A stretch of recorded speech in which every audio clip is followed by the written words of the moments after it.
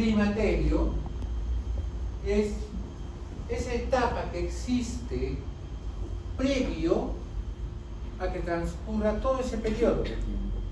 E inclusive, algunos dicen, algunos meses o muchos meses después de haber transcurrido ese año, ese periodo.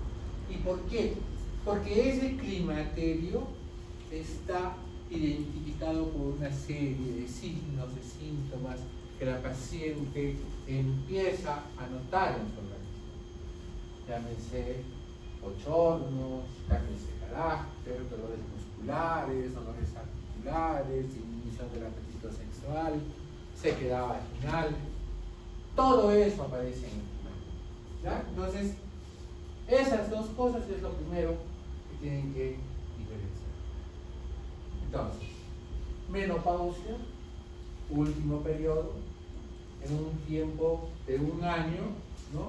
Que indica que otra cosa, que ha cesado la función ovárica.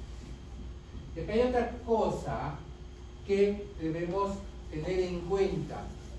La menopausia no es una enfermedad, es una etapa de la vida que se acompaña de signos y síntomas que no son muy agradables para la mujer, pero que de ninguna manera representan una enfermedad. Así como con la primera menstruación la mujer experimentó cambios, ¿no? Empezó a crecer los senos, se le empezó a hinchar las caderas, la piel se le puso más suavecita, ¿no? Su voz se volvió más delgada, más afinada, ¿no? Porque no hay una mujer que diga, oh, no me rompe, ¿no? O sea, háganle un caretín. Entonces, igual va a pasar ahora. Igual va a experimentar esos cambios. Y muchas veces esos cambios van a venir con otras enfermedades. Problemas cardiovasculares, problemas óseos, problemas mentales.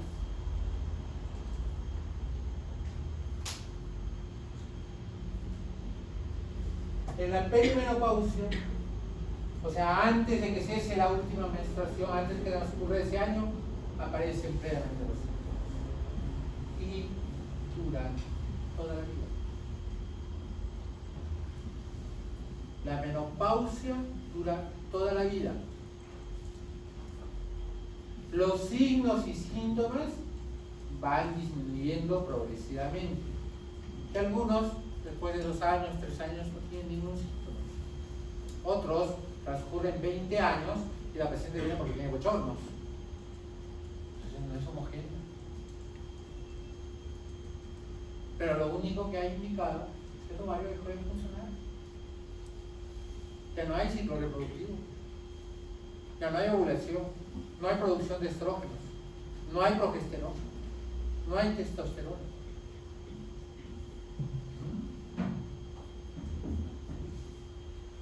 ¿Cómo se clasifica?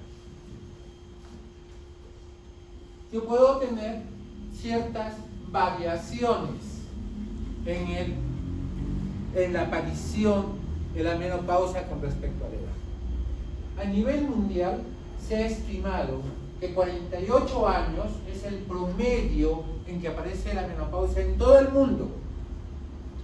¿Ya? Eso es para todos.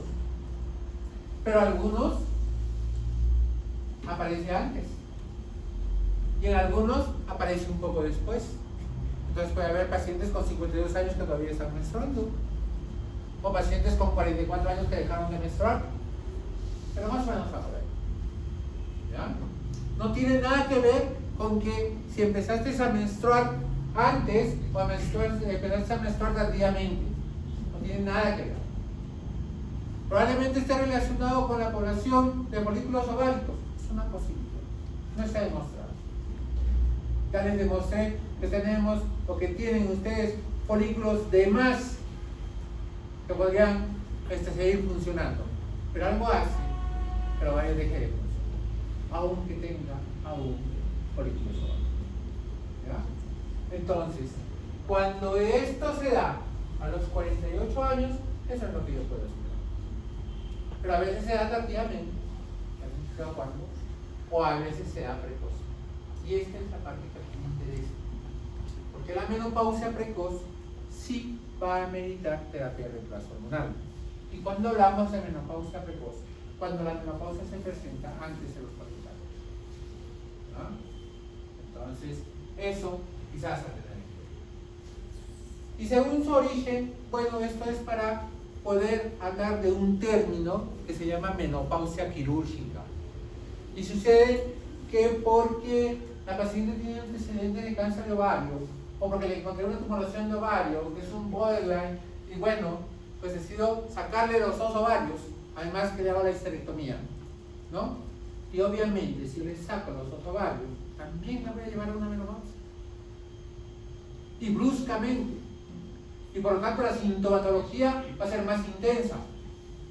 Porque esta paciente no estaba siendo preparada de a poquitos para que aparezca la sintomatología en forma pausada.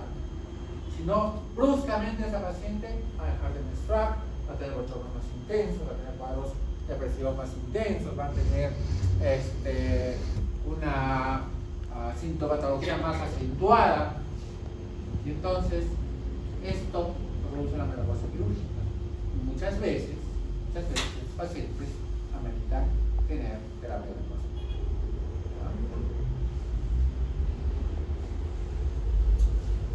¿Ustedes la conocen? ¿Quién la conoce? A mi amiga. Bien. ¿Cómo hacemos el diagnóstico? Obviamente, si tu paciente hace un año que no menstrua y le tienes un diagnóstico, no necesitas más. Pero, por ejemplo, hoy día tuvimos, no sé, me gusta poner a mí ejemplo las cosas creemos que tenemos, ¿no? Hoy día lo hemos visto con mis alumnos, ¿no? Un paciente con 6 meses que no menstrua, desde diciembre, ¿no? No menstrua, tiene bochornos, tiene dolores musculares, ¿no? Calambres en la espalda, tiene sequedad vaginal, apetito sexual disminuido. Sí, pues está entrando en menopausia. Él tiene varios de los síntomas, ¿no? Y está en la edad, 46 años. Y para colmo no tiene hijos. Y eso es muy importante, porque la mujer que no tiene hijos acentúa más la sintomatología de la menopausia. Quizás por el hecho de que nunca fue madre,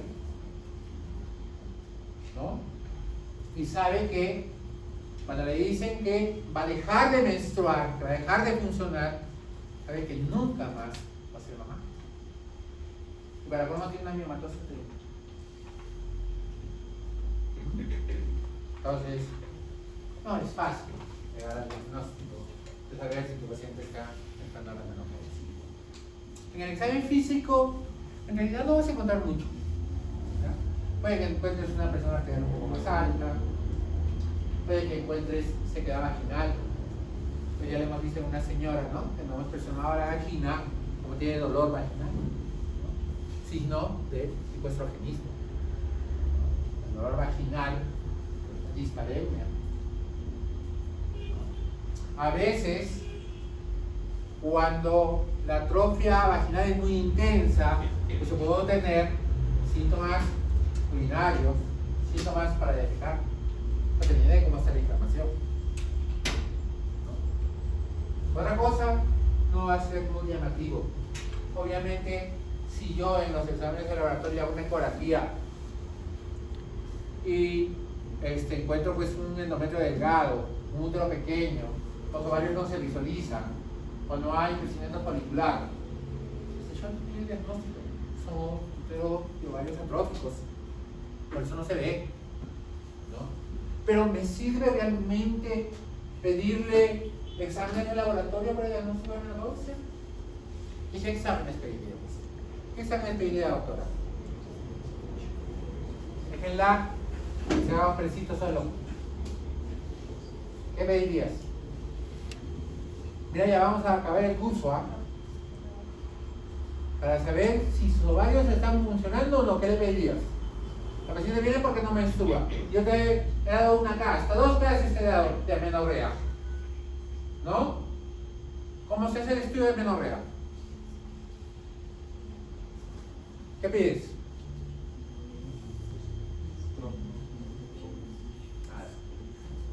¿Qué pide, doctora? Está de negro. ¿Sí? FSH, ¿qué más?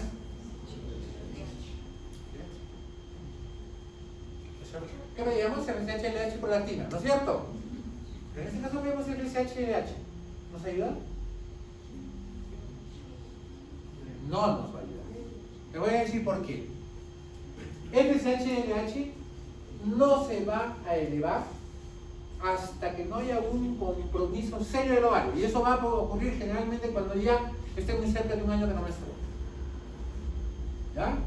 Si yo le pido FSH-LH cuando está en la perimenopausia, ahí cuando están apareciendo los síntomas, va a salir normal los niveles de FSH-LH. Es más, va a menstruar esta paciente. Por lo tanto, no me va a ayudar mucho. ¿Cuándo sí me puede ayudar? Una menopausia precoz. Una prematura.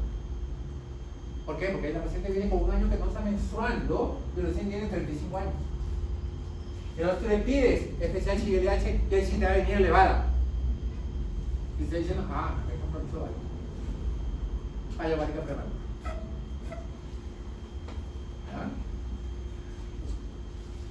Puedo pedir exámenes de laboratorio por otro motivo. Por ejemplo, puedo pedirle transaminasas, ¿ya? Para ver cómo está la función hepática. Porque como han visto, uno de los requisitos es que haya una buena función hepática para que le dé terapia de reemplazo hormonal. Y más si le voy a dar por vía oral. ¿Por qué? Porque la vía oral tiene doble paso hepático. Por eso es que han escuchado ahí que se prefiere la terapia transdérmica que dar la vía oral, porque la transdérmica solo tiene un paso hepático. ¿Ya? Antes acá teníamos Ostrevagel, era un gel que se colocaba uno en las piernas, y bueno, pues por ahí se absorbía. El único cuidado que había que tener es igual que los parches que utilizamos para anticoncepción oral, ¿no? Que no debemos colocarlo cerca de las mamas, ¿no? Entonces los anticonceptivos que se utilizan como parche, ¿dónde se utilizan? Pues en la cadera, ¿no? En la región suprapúbica, en el hombro, ¿no? Ahí se utilizan, pero no en los senos. ¿Ya? Igual era el gel que se aplicaba acá. Ahora ha salido un nuevo gel, pero que también creo que ya lo han sacado del mercado. No sé cuál sea el motivo. Debe ser que hay interés por ahí. Bueno, entonces ahí yo puedo pedir un perfil hepático. O puedo pedir perfil de coagulación, ¿no? O yo puedo pedir si que este perfil de coagulación de repente esté normal, pero en el examen físico yo le encuentro varices.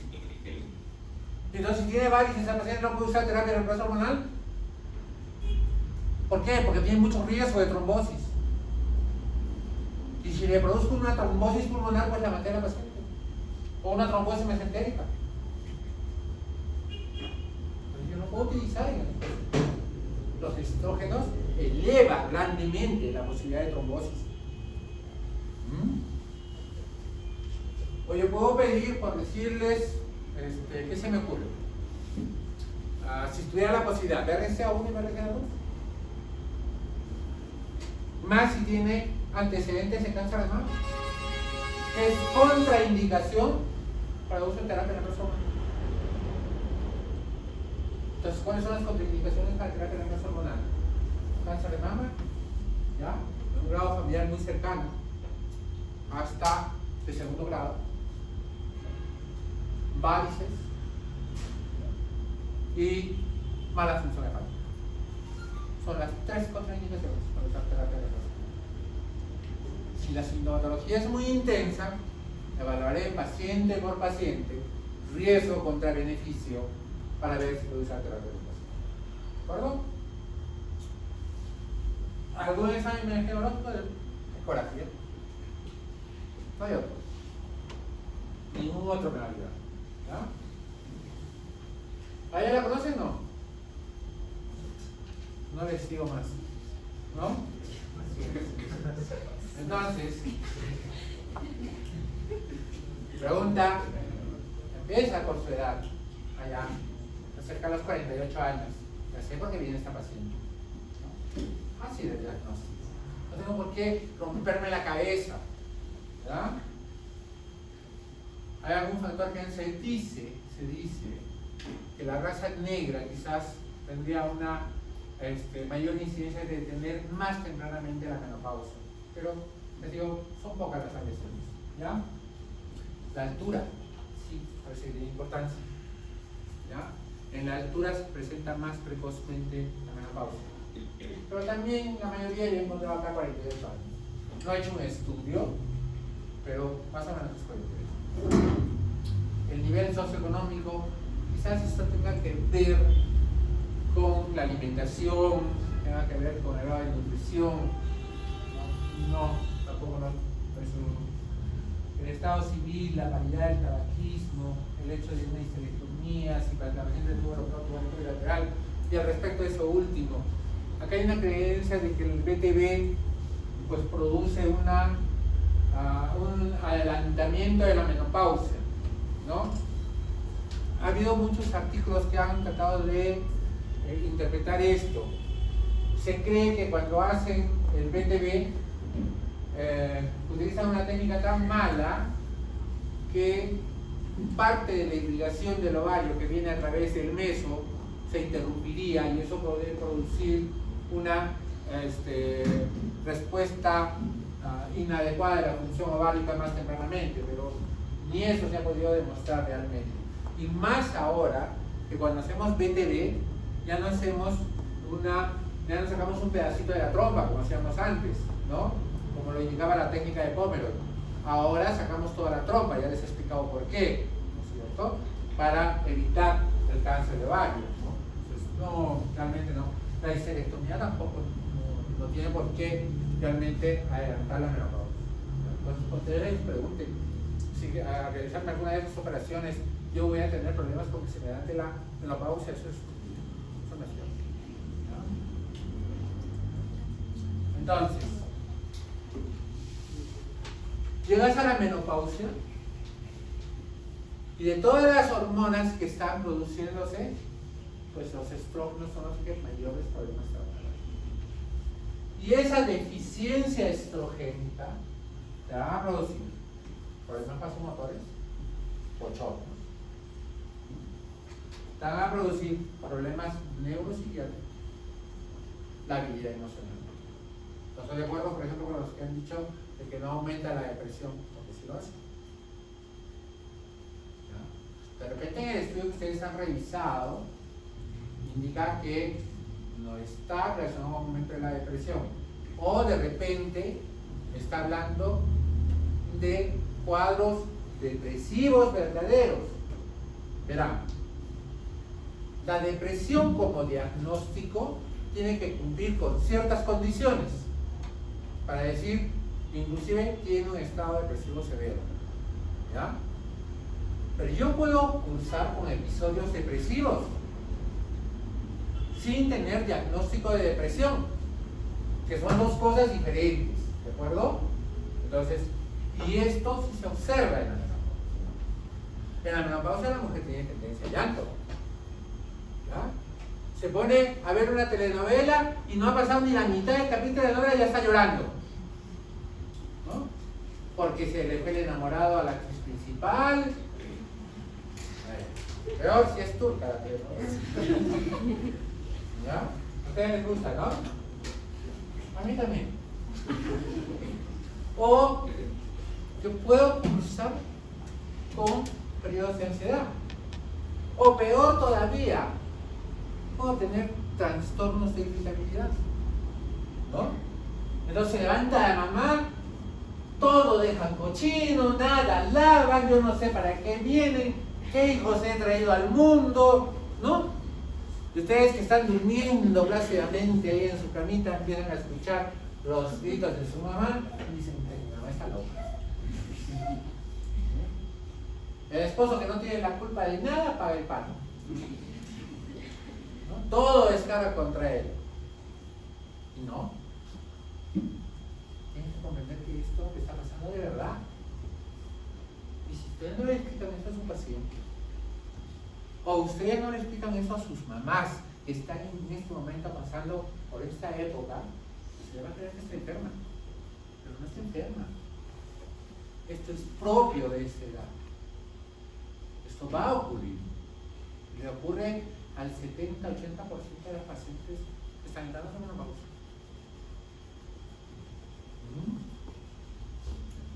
Deficiencia estrogénica, problemas genitourinarios. Empiezas por la atrofia vaginal, la atrofia endometrial, sangrado, molestias urinarias, ¿no? ¿Qué molestias? Dispareunia. Principalmente dispareunia.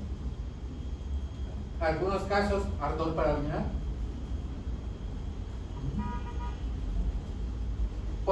Poliaquiuria. O dolor pélvico. La paciente viene porque tengo dolor en la parte baja del vientre. ¿Lo hemos visto hoy día o no? No les miento. Ustedes tocan una vagina cualquiera, ¿no? Pues probablemente, si es su pareja, esa mujer se sienta a gusto, ¿no? Pero ustedes le tocan a esta señora que está con dolor pélvico, pues va a quitar el dolor y se va a levantar, ¿no? Y dice, me duele, doctor. Claro, le duele porque tiene inflamación. Porque se ha secado la vagina, porque no hay estrógenos que reviertan ese proceso de envejecimiento normal. Porque la mucosa se ha adelgazado. Necesitamos hacer algo. ¿Ah? Problema cardiovascular. Vean, los estrógenos es un protector para la mujer de las enfermedades cardiovasculares. Y entre las dos más frecuentes, principalmente el infarto agudo miocardio. Es por eso que si ustedes revisan incidencia de infarto agudo miocardio en mujeres premenopáusicas, la tasa de infarto agudo miocardio es muy, pero muy bajita comparada con el varón. Pero cuando deja de menstruar, cuando la mujer entra en menopausia, esa tasa se iguala en ambos. Y la mujer y el varón tienen la misma tasa de incidencia de infarto agudo miocardio. ¿Y por qué? Porque se produce daño endotelial,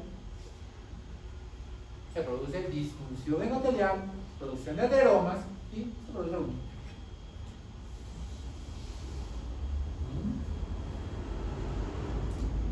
El otro problema es el accidente cerebrovascular, que igualmente previene accidente cerebrovascular mientras estás menstruando.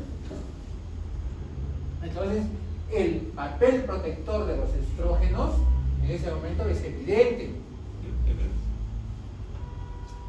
¿Qué pasa cuando entra a la menopausia de la mujer?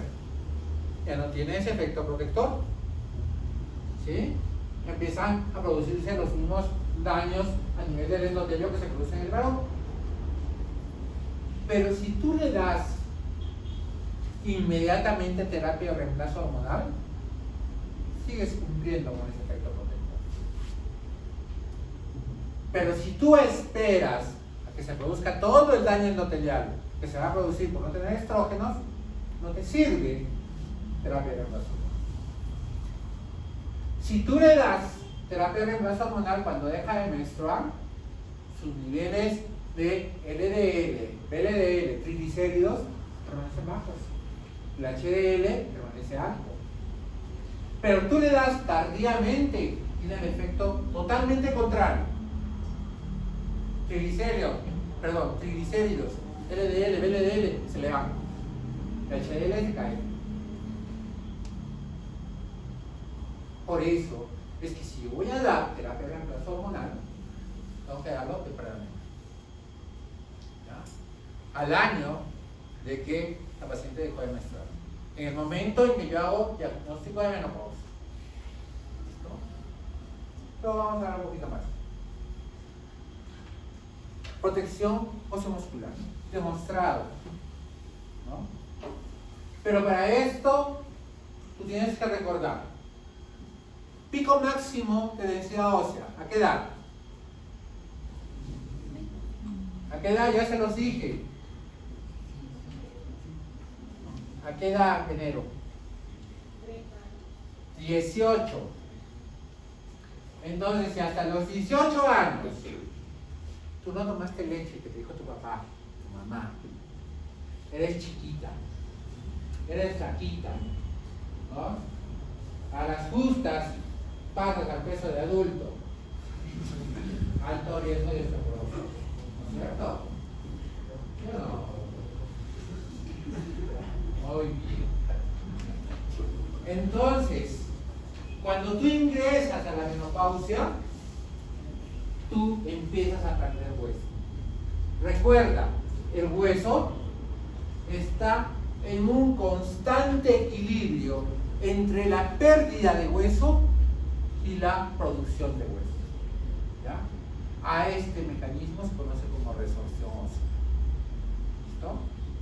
Cuando tú ingresas a la menopausia, la captación de hueso es poca, pero la pérdida de hueso es alta. ¿Ya? Y por eso vas a osteoporosis. Y si tú no tienes un buen índice de masa ósea, no llegaste a tener un índice de masa ósea adecuada, pues tú vas a tener osteoporosis. Primero pasarás por osteopenia, pero luego vas a tener osteoporosis. Y si todavía para colmo, después de los 18 años, no haces ejercicio, no levantas peso, o sea, no vas al mercado con tu mamá, no caminas, eres gordita y fumas, ¿dónde quieres tener los huesos intactos? ¿Y qué se te rompe? ¿Fémur? Alta incidencia de mortalidad, ¿sí o no? ¿Por qué? Porque se postra. Muñeca, por eso que las mamás que debutan con osteoporosis están yendo al mercado y se resbalan, ¿no? ¿Y qué hacen? Ponen la mano. ¿Y la osteoporosis da sintomatología? No da sintomatología. No da ninguna sintomatología. Que me está doliendo el hueso, debo tener osteoporosis, es mentira. La osteoporosis, señores, se manifiesta por una fractura patológica. ¿Y qué cosa es una fractura patológica? Es una fractura que se produce en un movimiento que normalmente no debería ser capaz de producir fracturas. ¿Y cuál es el tercero? Columna. Por eso cuando nosotros vamos al valle, vemos a la viejita jorobadita, ¿no? Que parece que tuviera, por culpa del bulto que levantan en la espalda, ¿no? Señor, tiene una osteoporosis o una fractura a nivel toracolumbar probablemente. Eso es lo que estamos viendo. Por eso es que nosotros tenemos que trabajar en el niñez. Por eso es que decimos deben alimentarse adecuadamente. Y no ponerse a hacer dieta a los 14 años. No comen nada de lo que trae papá, nada. El almuerzo ni lo quieren ver. Pero en el mall ahí están comiendo Bembos, Chipagol, ¿qué más? ¿No? Ellos sí son expertos. Bueno, señores, esas son las consecuencias de la deficiencia estrogénica. Y esto es lo que van a pasar todas las mujeres.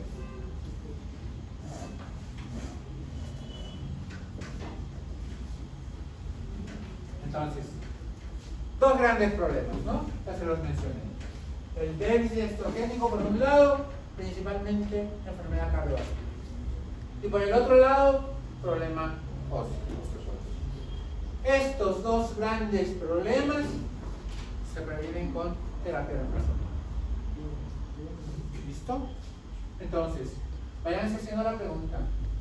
¿Vale la pena usar terapia de reemplazo hormonal en las mujeres posmenopáusicas? ¿Sí o no? Sí. No sé. Es tu concepto ahorita. Y estas dos enfermedades se convierten en un problema de salud pública. Indica mayor hospitalización, mayor ausencia de trabajo, mayor costo para la sociedad. Un problema muy serio. Y eso ya les mostré en algún momento cuando hablamos, me parece, de cáncer de mama, ¿no? Les dije la tasa de sobrevida de las mujeres. Vean cómo están creciendo la sobrevida de las mujeres. De acá a un tiempo, esta línea azul, que son los varoncitos, ¿ya? Se va a quedar ahí, pero las mujeres van a seguir hacia arriba, ¿no? Y pues las mujeres son más fuertes, ¿no? ¿Genéticamente son más fuertes las mujeres, sí o no? Sí. Claro, el gen Y es mucho más fuerte que el gen X, ¿no?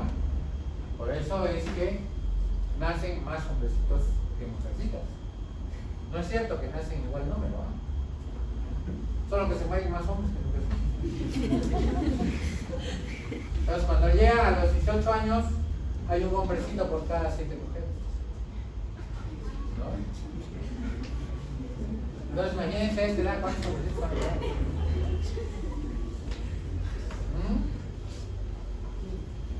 Hasta en eso tienen que ser. Miren, ¿a qué edad estamos llegando actualmente? Veamos el país más bajito, ¿verdad? Que es Australia, país súper desarrollado, ¿no? El promedio de mujeres lleva 84 años. ¿A qué edad se produce la menopausia? 45 años. La mitad de su vida de las mujeres lo pasan en el periodo postmenopausia. Y es acá donde tenemos que prepararnos. Los futuros especialistas van a darle mayor importancia a esta edad. Enfermedades crónicas, diabetes, hipertensión, geriatría. Son las especialidades que en el tiempo van a cobrar mayor importancia. Eso es definitivo. Vean la esperanza de vida. Vean que los bien rojitos, los casi anaranjados, menos de 50 años. Y los bien verdecitos, más de 80 años.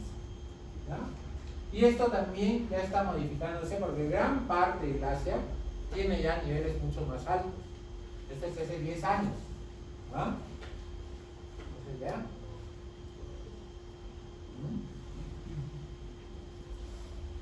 Bueno, ese era un video. Pero gracias a sus compañeros no lo vamos a ver. Vean aquí. En el 2005 éramos 27 millones, actualmente estamos en 33 millones. Nosotros en ese sentido sí somos bien insistentes, ¿verdad? Decimos planificación familiar, no va con nosotros. Pero cuidado, no porque seamos más, vamos a ser una mejor nación. Porque si es que los que son más son los que no trabajan, los que no se esfuerzan en estudiar, los que no quieren hacer una carrera universitaria, los que no quieren tener una profesión, entonces cada vez vamos a ser más pobres. Porque lo que tú ganas, ¿ya? Vamos a suponer que ustedes ganen 100 soles, 30 soles se lo lleva el Estado. Y esos 30 soles los reparte en esa población pobre. Porque el papá de esa población pobre no quiere trabajar y no le puedes obligar. Y es una carga muy seria para nosotros. Entonces, cuando haces planificación familiar, no solo le ayudas a esa familia que está siendo pobre, le ayudas tú también. Tenemos que ver cuál es la importancia de planificación familiar. Miren, en ese entonces, las mujeres mayores de 45 años eran más de 2 millones de veces. Probablemente ahora sean más de 3 millones. 3 millones de personas que viven con la sintomatología que les he mencionado. En el 2020 la OMS indicó que la esperanza de vida en nuestro país había sobrepasado los 75 años. Estamos como Australia, pero ya no estamos aceptando. Eso es bueno, pero va a traer consecuencias. En Estados Unidos, 30% de la población menopáusica es femenina. Bueno, acá debo tener un error. perdónenme. Y en Europa el 12.3% es mayor de 64 años. Obviamente. Vean, esto es lo que yo les decía. Vean en el 2000 cómo primaba todavía las edades tempranas. ¿Ya? Y a medida que iba aumentando la edad, obviamente iba disminuyendo el número de pobladores, ¿no? Es lógico, ¿no? Mientras más edad tenías, más se moríamos, ¿no? Veamos ahora 2025. ¿Qué pasó? Ya no quieren tener hijos. Y los que están vivos ya no quieren morir. ¿Sí pues? ¿Ah? Y ese es el futuro de ustedes, de nosotros. A ver, ¿cuántos de los que están acá definitivamente no quieren tener hijos a futuro? Levanten la mano. 5, 6, 7. ¿Cuántos quisieran tener un hijito?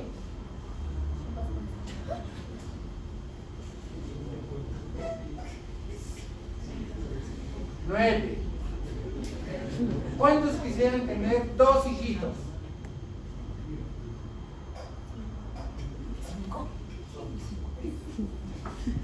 8.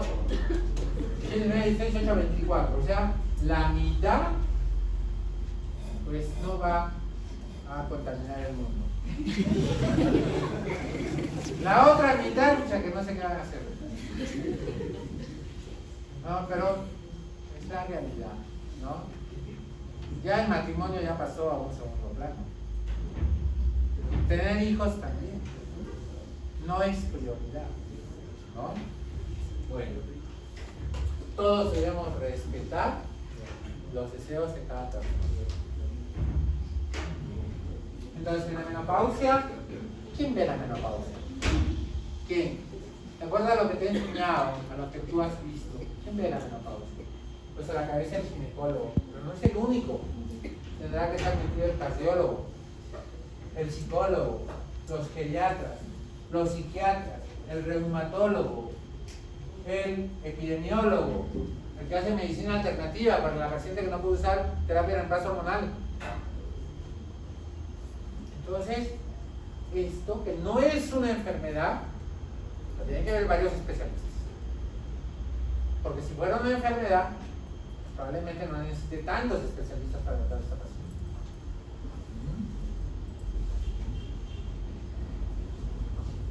Y esto para recordarles cómo se producen las hormonas del ovario, ¿cierto? Ya dijimos que todo empieza con el colesterol, ¿no? Que la producción de gonadotrofinas y la liberación de LH y la LH que actúa sobre el ovario y el FSH, ¿no? Y se van a producir 3 grupos hormonales. Los estrógenos, el más importante, pero no el único. Los andrógenos, cuya función, aunque no lo crean, es más importante para la mujer que los mismos estrógenos. ¿Y por qué? Porque acá está la testosterona. ¿Ya? ¿Qué produce la testosterona? ¿Para qué sirve la testosterona? ¿Para qué sirve en el varón? A ver. ¿Para qué? Ah, la primera, doctora, no se preocupen en equivocarse. Así es. ¿Qué caracteres? Espalda ancha, ¿cierto? Pelo en pecho, ¿no? Lomo blanco. ¿Qué más, doctora? Voz gruesa, ¿no es cierto? No como tu profesor. ¿Qué más? Bien, la testosterona tiene mucho que ver con la vida sexual, tanto en el hombrecito como en la mujercita. Entonces, cuando la mujer entra en la menopausia, mira, tiene dolor vaginal, tiene atrofia vaginal, tiene su deseo sexual por los suelos. Y para colmo, el esposo está que le molesta y la molesta, ¿no? Que cada vez que tiene relaciones sexuales tiene más dolor todavía. ¿Crees que ella no quiere tener relaciones sexuales? Es algo que ya no va con ella, pues, ¿no? Ella agarra, recuerda, dice, como a los 20 no tuve 5. ¿No es cierto? Aunque ahora a los 48 ya ninguno. Bien. ¿Tú le das testosterona a esta paciente? Mejora su estado general. Mejora su estado vital. Se siente más vivaz. Quiere realizar todas sus actividades. Ya no está con un desgano terrible. Y mejora su deseo sexual. ¿Mejora? Por eso es que ustedes van a ver, o ya deben haber leído, acerca del rejuvenecimiento vaginal. ¿No es cierto? Bien. ¿Qué es el rejuvenecimiento vaginal? Si tiene una lesión, se opera. Se hace una colporrafia o una colpoperineografia. Si hay una atrofia, se aplica láser. ¿Listo? 3 sesiones de láser, una por mes, y con eso mejoro la funcionalidad de la mucosa vaginal. Para colmo le doy estrógenos locales y con eso le ayudo más todavía. Y finalmente, ¿qué le doy? Le pongo un peeling, ¿ya? O si quieren, le llaman un microchip, que no tiene nada de microchip, ¿ya? Porque es solamente un concentrado de hormonas que tiene testosterona. Y eso le coloco. Y pues la mujer va a rejuvenecer también. Pero por 3 meses. ¿Ya? Porque ella ya no va a funcionar, ya no va a producir testosterona. Y lo peor es que no existen artículos científicos acerca de cuáles son los efectos de la testosterona a largo plazo. ¿Ya? De repente se le empieza a encontrar la voz.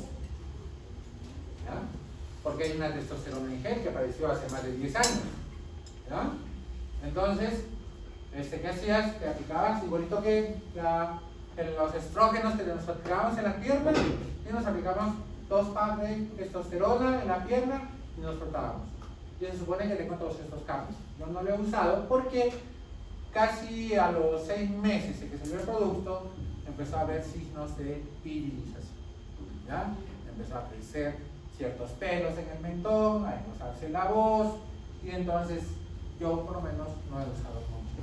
Tenía el nombre de testo vital. ¿Ya?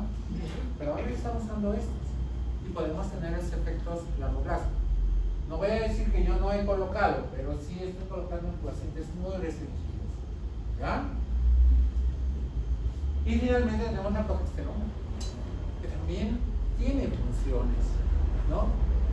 Pero dentro de sus funciones también hemos visto que tienen muchos efectos indeseables. Por ejemplo, cáncer de mama, que antes se relacionaba solamente a estrógenos, hoy se sabe que tiene que ver mucho con progesterona. Y por eso hay que tener mucho cuidado para ponerle algunos ejemplos. Entonces, esto también lo conocen ustedes, sin teoría de las 2 gonadotropinas y de las 2 células. ¿Sí? Es solamente un recuerdo, en la cual ustedes saben cómo es que se producen los estrógenos y cuándo se producen los andrógenos y la progesterona. Esto tampoco ya no vamos a hablar, pues se nos ve la aromatasa, a partir del colesterol. Y recordar que todas las hormonas tienen el mismo paso y que dependiendo de la enzima, yo puedo tener estrógenos, puedo tener progestágenos o puedo tener andrógenos. Todos, y todavía es un mecanismo reversible, si se quiere. Entonces, los estrógenos conocidos, les comento que esta diapositiva es el año pasado, ¿ya? Tienen que ser modificados, porque ya salió un 4º estrógeno, que se cree que va a tener un efecto, pero fabuloso, sobre todo para la terapia de retraso hormonal, porque no presenta los efectos indeseables que están relacionados los estrógenos. ¿Ya? Aún no lo he puesto, no se ha todavía al mercado, está en el canal de estudio, pero ya el año pasado lo han presentado en el Congreso de Ginecología. Pero para recordarles, tenemos 3 tipos de estrógeno: el estriol, el estradiol y la estrona, ¿no es cierto? El más abundante, el que más lo vemos en el organismo, el estradiol. ¿Ya? El estriol lo vemos muy poco, pero lo estudiamos porque en los medicamentos que utilizamos viene como estriol. ¿Listo? Y la estrona, que casi no tiene ningún efecto sobre la etapa reproductiva, se almacena en el tejido celular subcutáneo, pero sí va a tener efecto en la perimenopausia y en la posmenopausia. ¿Ya? Y esto hay que tenerlo presente, sobre todo para problemas endometriales. ¿Con qué tienen que ver los estrógenos? Y esto es un repaso, señores. Desarrollo y maduración de órganos reproductores, desarrollo de las mamas, aparición de la puárquia, cambios en el timbre de voz y aparición del ciclo menstrual. Todo esto ya lo saben, ya lo conocen. ¿Con qué más tiene que ver estrógenos? Con estimular los receptores para FSH, con inducir todos los tejidos, proliferación de todos los tejidos, endometrio, mama, ¿no? Promueven síntesis de proteínas, hiperplasia y hipertrofia del músculo uterino. Hablaron sus compañeros. ¿Qué presentan las mujeres cuando entran a la posmenopausia? Sarcopenia. ¿Ya? Pero esta sarcopenia mejora más que con estrógenos con ejercicio físico. Entonces, las mujercitas, los varoncitos, tienen que hacer ejercicio físico. ¿Ya? Incrementan la producción de la miocina de las conversiones uterinas, disminuyen la proliferación del epitelio tubario y aparecen células vibrátiles, producen ojos cervical y dilatan el conducto endocervical, los labios mayores se vuelven grandes y turgentes y producen proliferación epitelial vaginal. Yo les mostraba hoy día a mis alumnos en 2 pacientes cómo están los labios menores en una mujer postmenopausia. Aparecen, ¿no? Prácticamente ya no se ven. Y los labios mayores se atrofian. Afectó los estrógenos. Y en la mama, ¿qué va a producir? Hace crecer la mama, va a estimular los acinos, va a estimular los productos galactóforos propios para la lactancia, y eso va a ser efecto. ¿Y qué va a pasar cuando no haya estrógenos? Pues se cae la mama, pues. ¿No? De lo bonito que era, de la tensión que tenía, de repente, y todavía una se cae más que la otra. ¿Sí? Porque el 70% de las mamas son asimétricas. ¿Ya? Bueno. ¿Qué más produce los estrógenos? O sea, tiene retroalimentación negativa sobre la FSH, sobre retroalimentación positiva sobre el LH, retienen agua y sodio en los tejidos. Producen hiperglicemia. Producen hipercetonemia. Elevan el colesterol HDL, disminuyen los triglicéridos. Y esto sería bien. Y cuando le damos terapia más hormonal después de mucho tiempo, ya no se producen estos efectos. Hasta lo contrario. ¿Qué más producen los estrógenos? Estimulan la circulación periférica. Por eso que la gente en menopausia tiene parestesias, ¿ya? Adormecimientos, momentos en que dicen no sentir nada, producen hemodilución, disminuye el número de eritrocitos, estimulan y fijan la mineralización de la matriz ósea, promueven los depósitos de calcio, estimulan el cierre de epífisis. Por todo eso hacemos todo eso. Y acá un resumen de todo lo que les he dicho, ¿no? ¿Cuál es su efecto a nivel del hueso, a nivel de la mama, a nivel ginecológico? Y también del cerebro, ¿no? Y es que hace mucho tiempo se decía, compadre, tú tienes que darle estrógenos a tu paciente, porque dentro de todos los efectos beneficiosos previene Alzheimer. Y cuando nos dijeron eso, pues dijimos, no, a todas las mujeres le damos terapia en hormonal. Y luego salió un gran estudio que compararon si Red Mint prevenía Alzheimer o no. Se vio que no había prevención. Por eso ya me sorprendió un poco ver que ha salido un nuevo artículo que diga que sí previene Alzheimer. Lo que sí yo les puedo decir es que hay muchos artículos que dicen que efectivamente mejora el deterioro mental de las mujeres después de la menopausia. Pero mejora tanto como que lo ejercitaran, porque ustedes saben que el cerebro también necesita ejercicio, ¿no? no solo es ver películas o ver el tráfico, no. También tienes que hacerle ejercicios al cerebro para que este se mantenga activo, ¿no? ¿Cuál es el mejor ejercicio de las matemáticas? Lejos, ¿no? Hay muchos ejercicios, muchos juegos ahora que puedes utilizar para ejercitar. Pero quien va a hacer alzheimer, ¿lo va a hacer con hormonas o sin hormonas? No sabemos hasta ahora por qué eso no ha variado.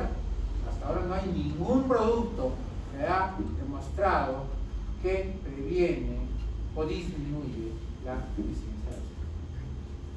Igual pasa con cáncer de colon. Se creía que también terapia de reemplazo hormonal prevenía cáncer de colon. Por eso me imagino que en la presentación indicaron claramente que ni previene ni empeora el cáncer de colon. Pero sí, antes creíamos que podía prevenir cáncer de colon, ¿no? Ahora, con mama y terapia de reemplazo hormonal. No estoy seguro, pero creo que mencionaron el estudio White, ¿no? El estudio White fue un estudio que se realizó en Europa, ¿ya? Ustedes saben que en Europa todo se maneja pues en todos los países, ¿no? No es que se maneja en Francia, en España, no. Deciden las corporaciones hacer un estudio y lo hacen en todos los países, todos. ¿Bien? Y empiezan a darle estrógenos, compuestos equinos a toda la gente que había entrado al estudio, que el único requisito era que estuviera en la menopausia, ¿ya? Empiezan a dar 0,625 y empiezan el estudio y empiezan a notar que empieza a haber pues mejoría de los síntomas vasomotores, que mejora los niveles de osteopenia, que mejora los problemas cardiovasculares y de repente encuentran una mayor incidencia de cáncer de mama. ¿Listo? Con eso dijeron, ¿saben qué? Acá se suspende el estudio porque los estrógenos aumentan la incidencia de cáncer de mama. ¿Ya? Suspendido. A nivel mundial, los estrógenos aumentan la incidencia de cáncer de mama. Por lo tanto, no se debe dar terapia de reemplazo hormonal. ¿La recomendación? Y luego empiezan a analizar. ¿Ustedes han visto una recomendación que dice que no se ha demostrado que los estrógenos aumenten el cáncer de mama? ¿Ya? Lo que han expuesto sus compañeros. Tampoco no es así. Les voy a explicar. Cuando empiezan a hacer el estudio del estudio White, se dieron cuenta que cometieron un error. ¿Y cuál fue ese error? El error fue que las pacientes que tenían cáncer de mama, o que no tenían pero no se dieron cuenta, o que las que tenían incidencia o familiares con cáncer de mama, todas las metieron en el mismo saco. Y se dieron cuenta que no podía ser así. Que el factor de riesgo era el antecedente de cáncer de mama. Y que para que una paciente usara terapia de reemplazo hormonal, tenía que tener por lo menos un examen de mama, una mamografía, lo tenía que tener antecedente familiar de cáncer de mama, y obviamente no podía haber tenido la paciente cáncer de mama.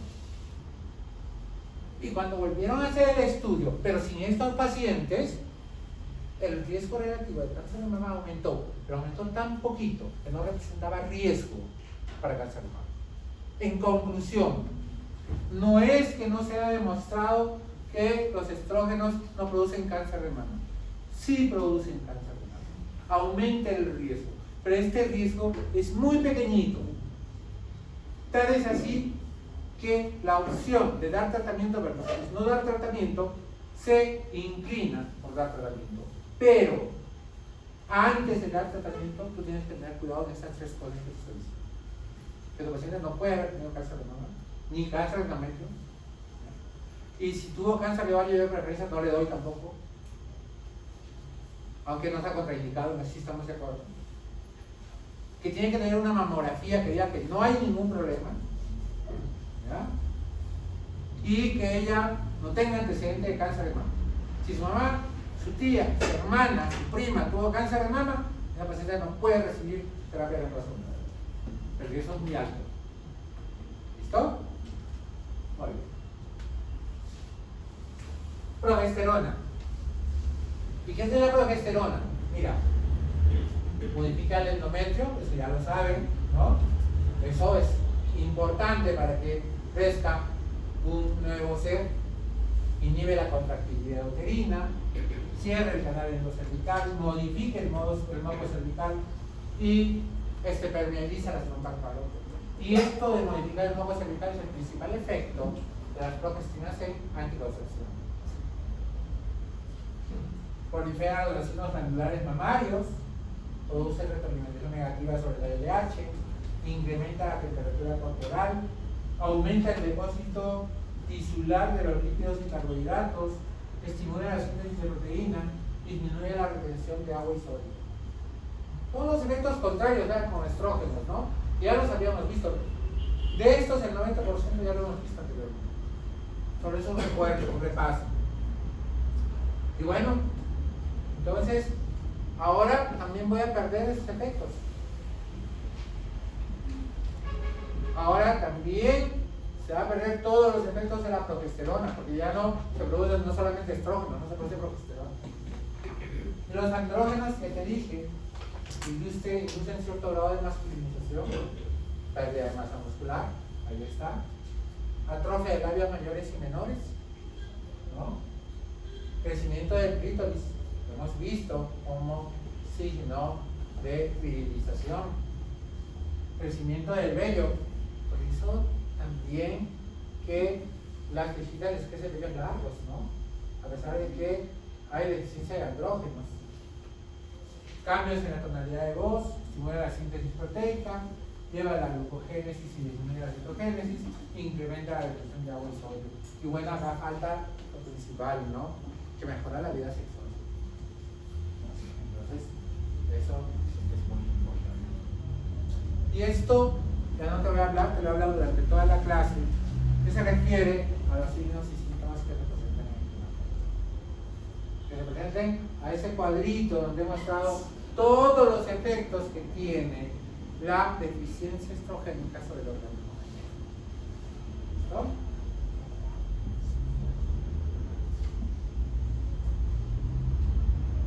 Les invito a leer esa parte que habla sobre la fisiología del climaterio. ¿Verdad? Es muy bonita. Y yo le voy a seguir ya las lecturas. Ahora es que este fin de semana regalé un tiempo para que lo revisen.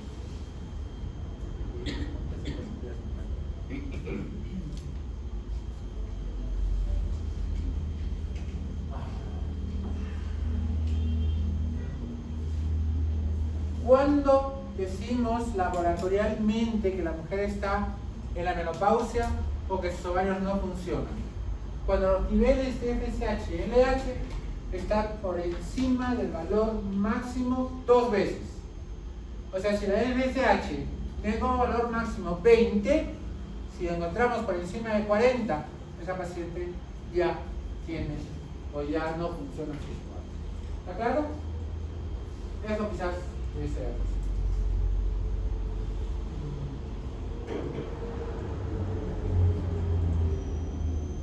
En la mañana me decía una paciente, doctor, cuando uno ingresa en la menopausia engorda, ¿será cierto o no será cierto? ¿Ah? Lo han dicho sus compañeros. ¿Qué dicen jóvenes? Los que han expuesto. ¿Engorda o no engorda? No, ¿no es cierto? No. Pero sí se le produce una redistribución del tejido adiposo. ¿Ya? Teniendo un favorecimiento de la obesidad central. Sí, ten mucho cuidado, porque eso se relaciona con problemas cardiovasculares. ¿No? Entonces, como no hay estrógenos, ¿quién predomina? Dijimos. Como no hay estradiol, como no hay estriol, ¿cuál es el que queda? La estrona. Y la estrona puede mantener la vagina, la piel, el hueso y en algunos casos el sílex y el bochornos, pero momentáneamente, temporalmente. Y luego se va a acentuar la sintomatología. ¿Ya? Y obviamente acá el que más sufre por efecto de la estrona es el endometrio. Por eso que las gorditas tienen mayor producción de estrona, pero no se van a volver flaquitas, pero sí me van a hacer cáncer endométrico. ¿Ya?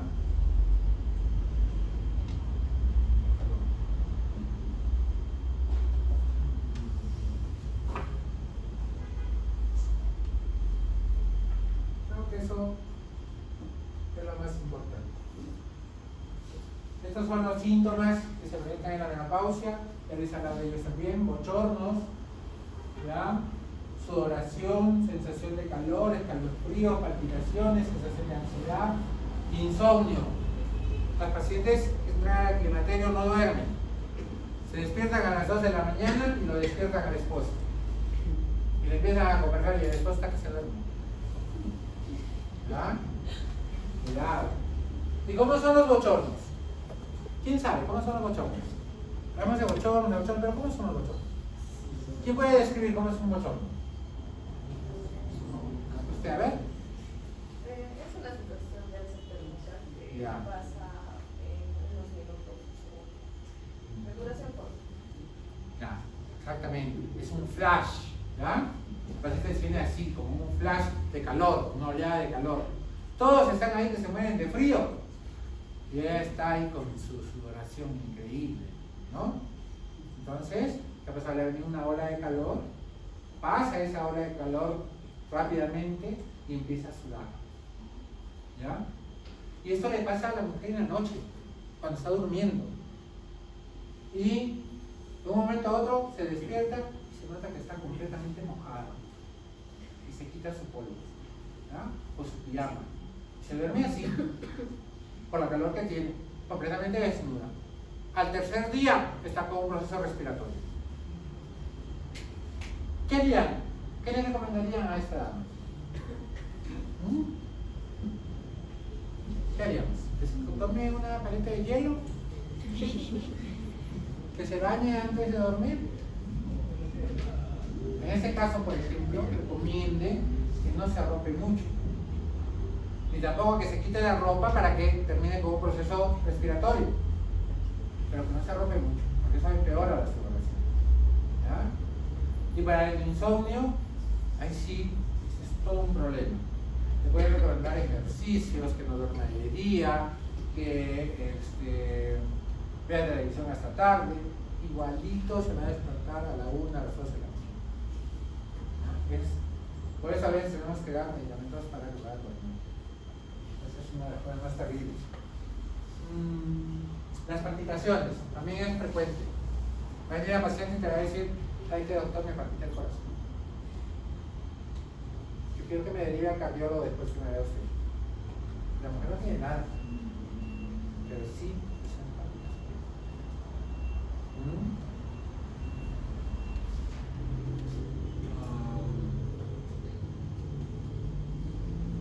Los síntomas que hay urinarios no se los he mencionado. También podemos tener hemorragia anormal, alteraciones menstruales, sangrado posmenopáusico, y todos estos son motivo de biopsia, siempre son motivo de biopsia. ¿Ya?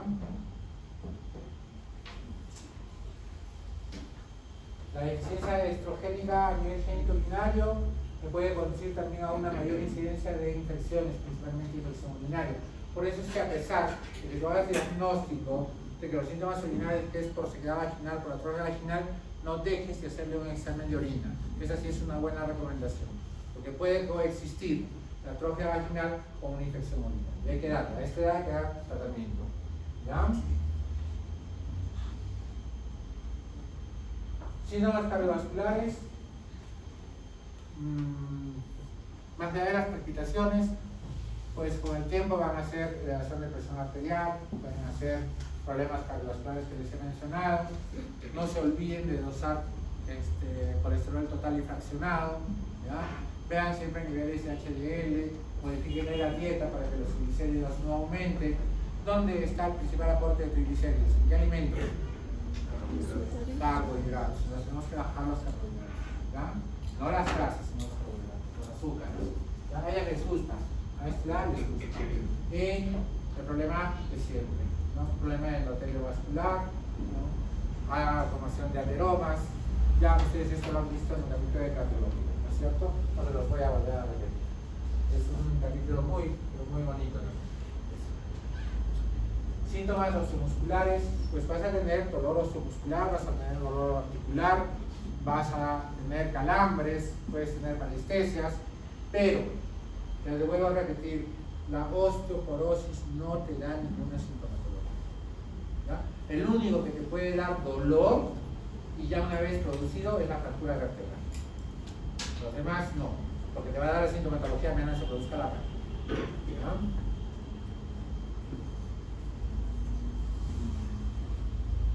¿Qué hacemos con esto? Agresión, depresión de cefalea, depresión, insomnio, alteración de conciencia, alteración de memoria, vértigo, ansiedad, irritabilidad, disminución de la libido. Bueno. La ansiedad y la depresión, déjenselo al psiquiatra, que es muy intenso. Usted vea cómo lo maneja. Podemos utilizar clonazepam, pero yo prefiero que lo maneje, ¿ya? En cuanto a la disminución de la libido, pues yo hablo mucho con mis pacientes, les explico el problema.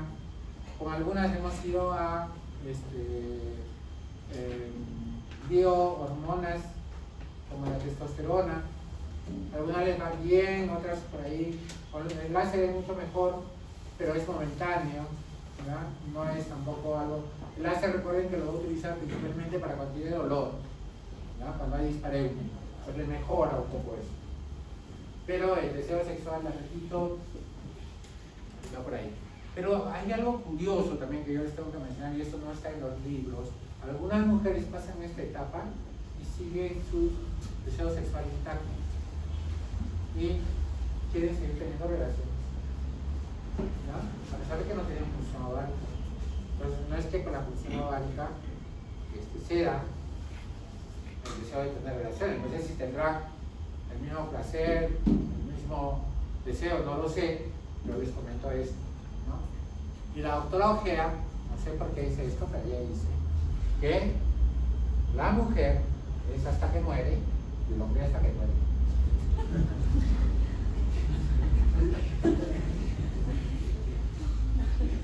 Modificaciones en la piel, sí, también, igual que en el hombre, se adelgaza, se deshidrata, el signo del pie se hace evidente, ¿no? La masa muscular disminuye, más en el hombrecito obviamente que en la mujercita, ¿no? Aparecen las arrugas.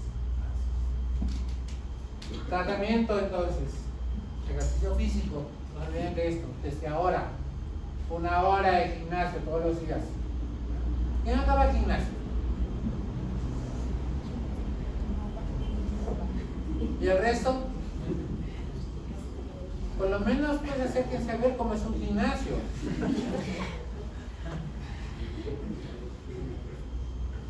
Pérdida de peso, importante. Sobre todo si tienes un sobrepeso o estás obesa, pérdida de peso te va a ayudar muchísimo, ¿verdad?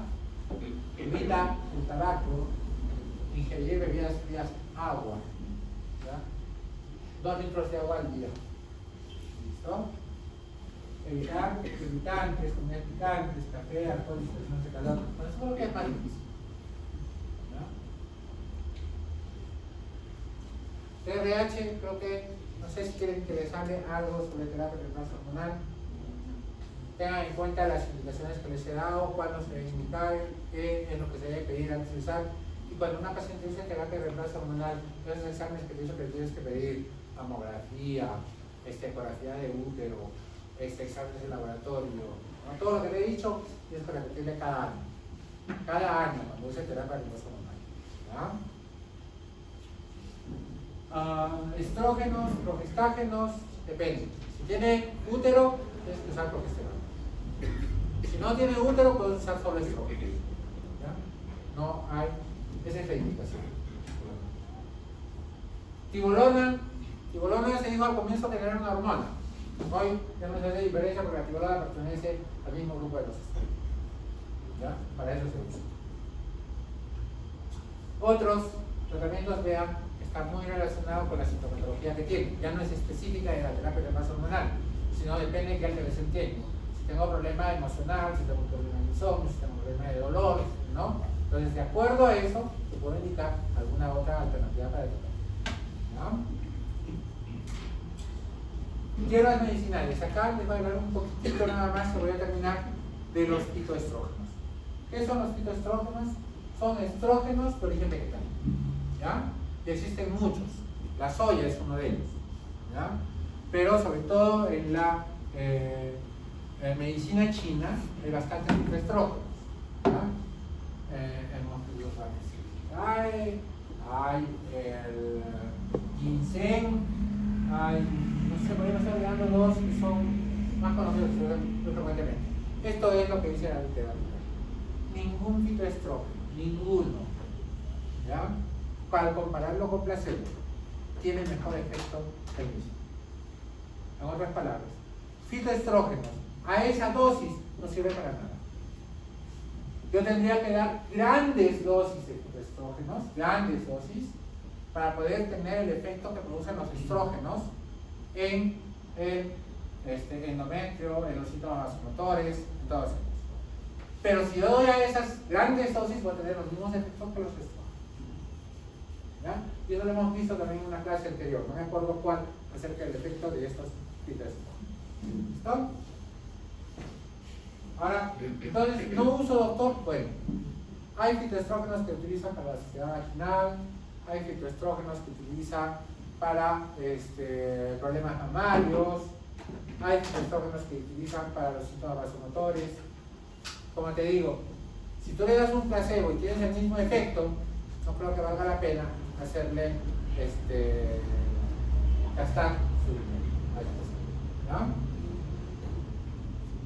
Los síntomas vaginales y los síntomas urinarios se tratan definitivamente mejor con estrógenos locales, no con estrógenos orales. En este caso, o cremas vaginales o supositorios de estrógenos.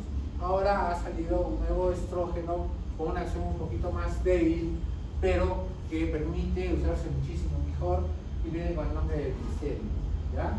Y se utiliza de forma diaria, una vez por noche, ya.